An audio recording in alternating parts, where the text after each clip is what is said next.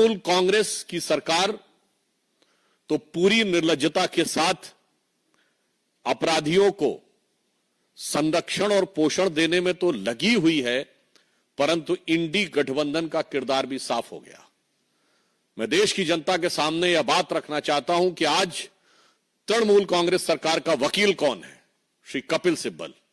वकील हैं पश्चिम बंगाल सरकार के, सांसद हैं उत्तर प्रदेश की समाजवादी पार्टी के समर्थन से और पूर्व मंत्री हैं कांग्रेस सरकार के। अब कोई किसी प्रकार का किंतु परंतु नहीं है कि ये सब एक दूसरे के अपराधों के संरक्षण के लिए खड़े हैं, और ये वही लोग हैं जो हर अलगाववादी के पक्ष में कोर्ट में खड़े होते थे, आतंकवादी तक के पक्ष में कोर्ट में खड़े होते थे, आज एक बार फिर दुर्दांत अपराधी के पक्ष में कोर्ट में खड़े हैं। तो मुझे नहीं लगता है कि अब इस पे बचाव की कोई गुंजाइश ममता बनर्जी जी के पास तो है ही नहीं, ना अखिलेश यादव जी से भी मैं सवाल पूछता हूं, और राहुल गांधी जी और सोनिया गांधी जी से भी। क्यों? आप ही के वो वकील हैं ना,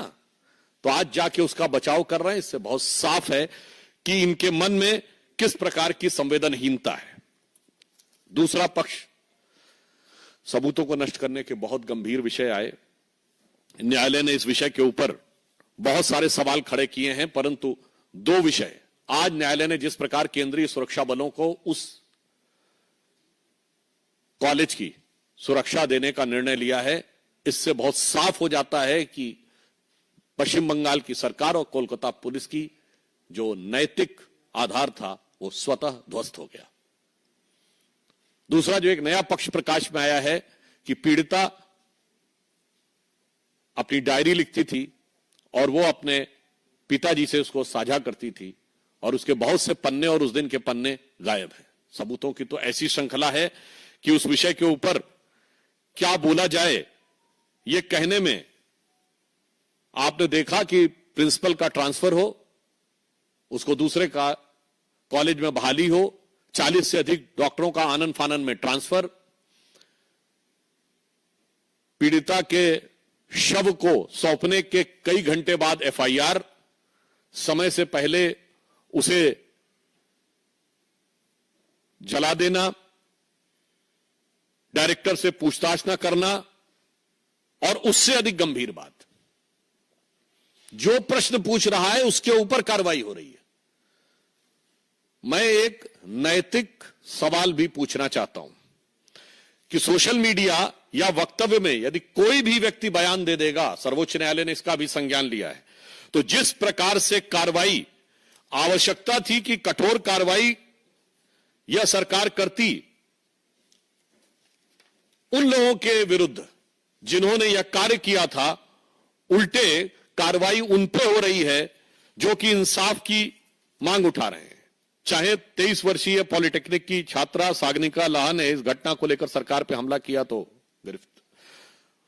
उसको गिरफ्तार करने की कार्रवाई कर दी गई।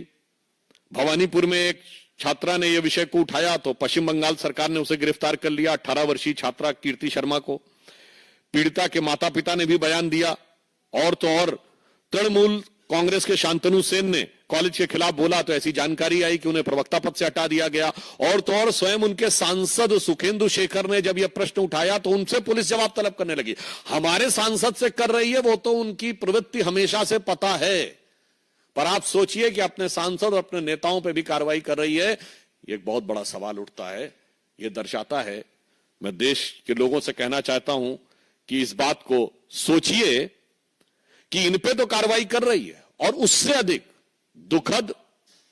और दुर्दांत बयान उनके नेता दे रहे हैं। यदि उनके मंत्री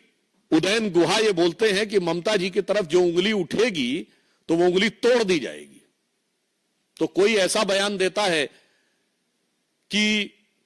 जो पीड़ित और आहत डॉक्टर हैं वो अपने गर्लफ्रेंड और बॉयफ्रेंड के साथ घूमने के लिए वहां बैठे हैं, तो उनके एक सांसद अरूप चक्रवर्ती इस ढंग का बयान देते हैं कि परिणाम भुगतना पड़ेगा।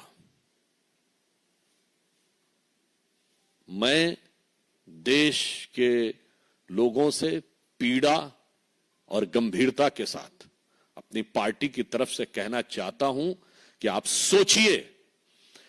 कि संविधान कितने बड़े खतरे में है आज पश्चिम बंगाल में। आप कल्पना करिए कि यदि इनकी कहीं सरकार होती केंद्र में तो उंगली तोड़ दी जाती, जो इनके मंत्री ने कहा है, उदयन गुहा ने, जो संदीप चक्रवर्ती ने, अरूप चक्रवर्ती ने कहा है, तो परिणाम भुगता दिया होता। आज सर्वोच्च न्यायालय और केंद्रीय बलों के हस्तक्षेप के बाद यह स्थिति है। तो मैं यह बात जिम्मेदारी के साथ कहना चाहता हूं, और आप देख रहे हैं कि इंडी गठबंधन के दलों में जो दुरभिसंधि है कि कांग्रेस के पुराने नेता, सपा के वर्तमान सांसद, सपा के समर्थन से बने वर्तमान सांसद तृणमूल कांग्रेस के वकील हैं, जिनकी ख्याति अपराधियों और अलगाववादियों का समर्थन करने की है। अर्थात अब बहुत साफ हो गया है कि संविधान इंडी गठबंधन की सरकारों में खतरे में है। और सिर्फ संविधान ही नहीं खतरे में है, जान और जहान भी खतरे में है और मान सम्मान भी खतरे में है। परंतु हम यह आश्वस्त करना चाहते हैं कि केंद्र सरकार कोई कोर कसर उठाकर नहीं रखेगी कि पीड़ित परिवार को न्याय सुनिश्चित हो सके। और इसके लिए चूंकि सर्वोच्च न्यायालय ने स्वतः संज्ञान ले लिया है, तो जो कानूनी प्रक्रिया है वो तो न्यायालय के दिशा निर्देश में चलेगी। उसमें जो भी सक्रिय, सकारात्मक और त्वरित सहयोग, means assertive, active and fast contribution which will be required on the part of the government, they will provide. और पूरे देश भर में चिकित्सकों के मन में जिस प्रकार का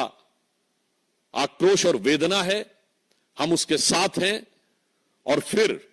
हम साफ ये कहना चाहते हैं कि राहुल गांधी जी, ये मोहब्बत की दुकान में कैसे कैसे नफरती सामान है। आप सोचिए, उत्तर प्रदेश के कन्नौज से लेके कोलकाता तक जो कुछ हो रहा है, यदि इनकी किसी कारणवश केंद्र में सरकार होती तो दृश्य कितना खौफनाक होता। तो मैं उन लोगों से के प्रति संवेदना व्यक्त करते हुए पीड़ित परिवारों की तरफ से कहना चाहूंगा, ममता बनर्जी जी की सरकार को, जिसने निर्ममता की समस्त सीमाएं पार कर दी हैं, कि फिर उन निराश नयनों को जिनके आंसू सूखे हैं, देखो उन निराश नयनों को जिनके आंसू सूखे हैं, जो न्याय हेतु अभी तक